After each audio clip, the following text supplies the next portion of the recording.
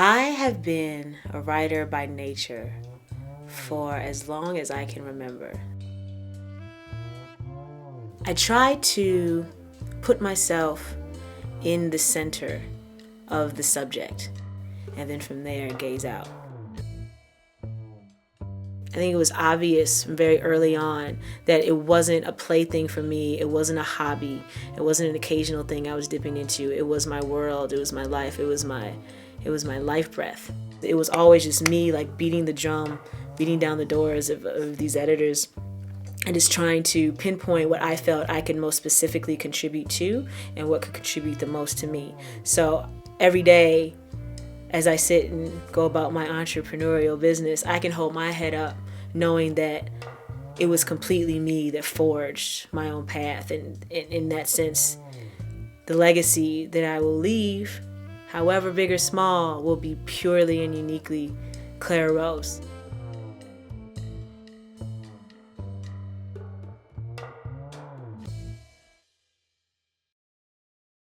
You guys are catching me at a time where it's complete reconstitution of self-identity after having been back in America for so long. This is an interesting journey for me to explain some of these things, these aspects of myself, my heritage, and my self-awareness. I grew up on the south side of Chicago, Illinois, right at the end of the Red Line, L train. Both of my parents are 1/4 Irish. My father, Michael Albert Thornton Sr., his grandfather was an Irishman, came over from Ireland, Ellis E. Reed, and my mother, her grandfather, Fleming Dabney, came over from the north, I believe County Antrim, and he married actually the first Clara Rose. I am Clara Rose the fourth, and the first Clara Rose was the first free woman in our lineage. It's actually pretty common for African Americans to have Irish ancestry because the Irish and black folks in America had an interesting sort of shared history when the Irish first came over. So the way I like to describe it is after you get together and are planning against the man, schematics and whatnot, then some other mixing starts to happen after that. Because we were both sort of bottom of the barrel.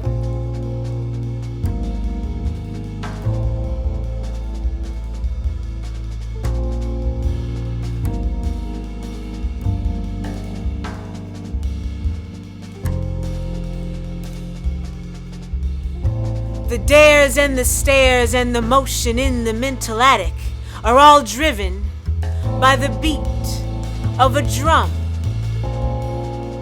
All driven by the beat of a drum.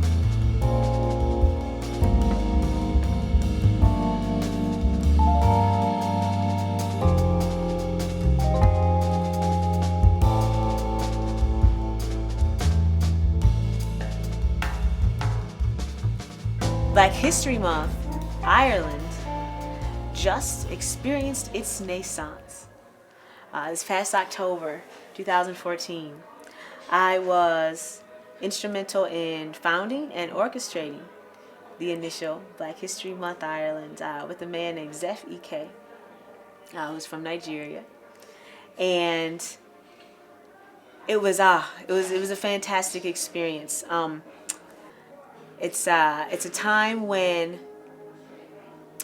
the artistic, cultural, scientific, mathematical contributions of a people that are still portrayed in the media as lesser finally have their due in a concentrated fashion. It's a beautiful thing.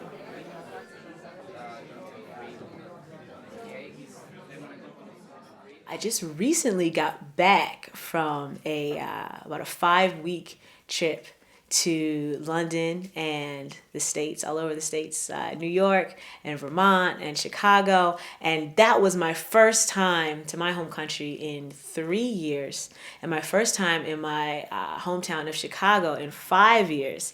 So, yeah, that was both unsettling and grounding, because the issue of police brutality and discrimination against people of color is at a fever pitch. And to go back when I did, when anger and protests over the court decision over the Eric Garner case was really, really intensified.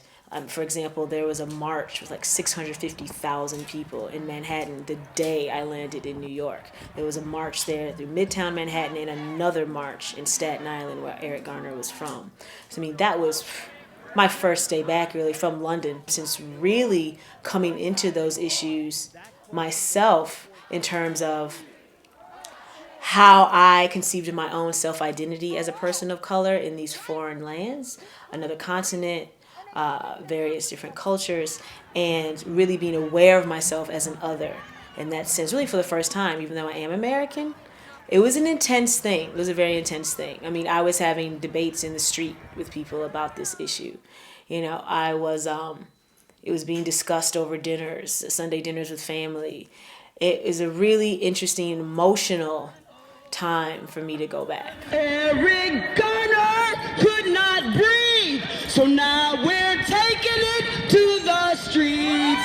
Keep your eyes on the prize. Hold on.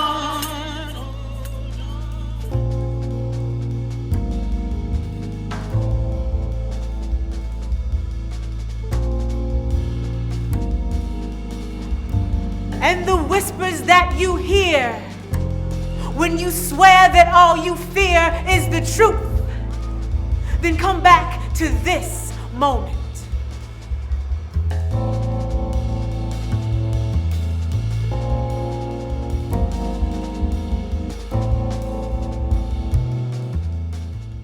Writing is my world. Words are the reason that I'm on this planet, and I know that. There is nothing else for me here but the words. I try to put myself in the center of the subject, whether that subject may be an individual, an artist, or a happening in the world, an event, or a product like a new CD or a new book. Whatever it may be, the subject itself, I like to place myself in what I find to be its nucleus. I try to find its nucleus. That's the preparatory and research work for me before the more traditional research kicks in. Is to look at something, really try to experience something from inside it, and then from there gaze out. Because then that starts me on the path of trying to find out, what does this thing, this person, this piece of work, this statement, this happening, what does it mean universally?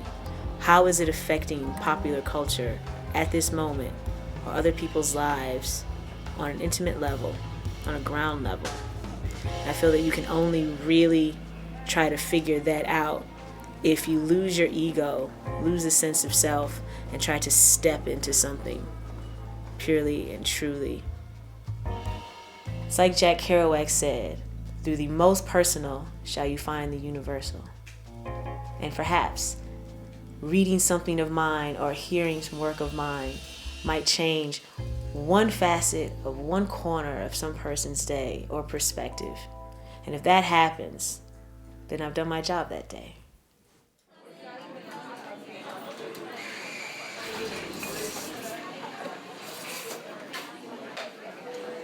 I'm the type of poet that, as I'm wading through my life experience, things accumulate, some things scatter to the wind, some things lay weighty on my soul. And the things that lay weighty, those are often the experiences and the moments that come back around, that stick, that linger, that I begin to mull over. For example, Wet Grass, dedicated to Trayvon Martin. I wrote that in Ireland while I was watching these things go on in my home country and the reaction to them, watching them flash across a computer screen, being so far away. So there's a line in that piece: as the rain beats down my window here in Ireland, the only images springing to mind through the wet glass of a clear torrent. I'm here in this rainy country so far away, but for me, that rain became his blood. So to infuse the personal experience of a grander incident and apply it visually, metaphorically, in a way that speaks to the universal.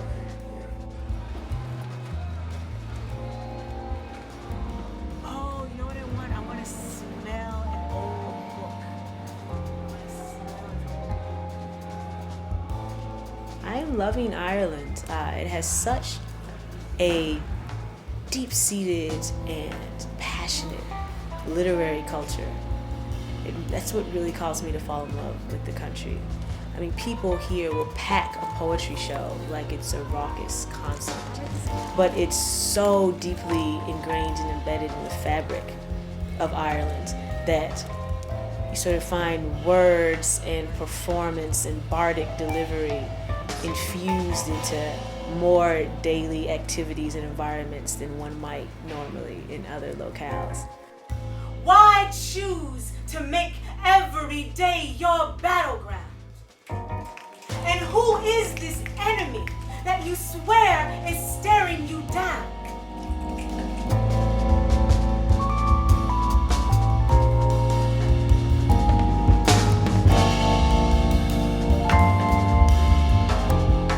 I've had such a warm reception here, and I want to continue to see what Ireland can give to me and what I can give back to it creatively. I think I found my spot. Stay silent. Come back to this moment. Come here. Come back to this moment. Come back to this moment.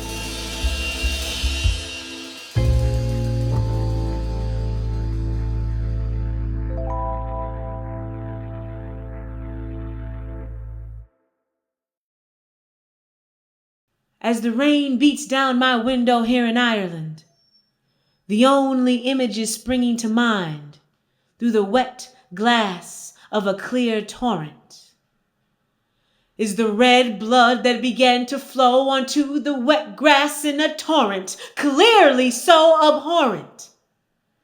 The night a white passing male decided for America once again. Once again. That black means danger. That black means stranger. That black means no walking my streets without a license. The night another unarmed black man's blood spilled onto wet grass.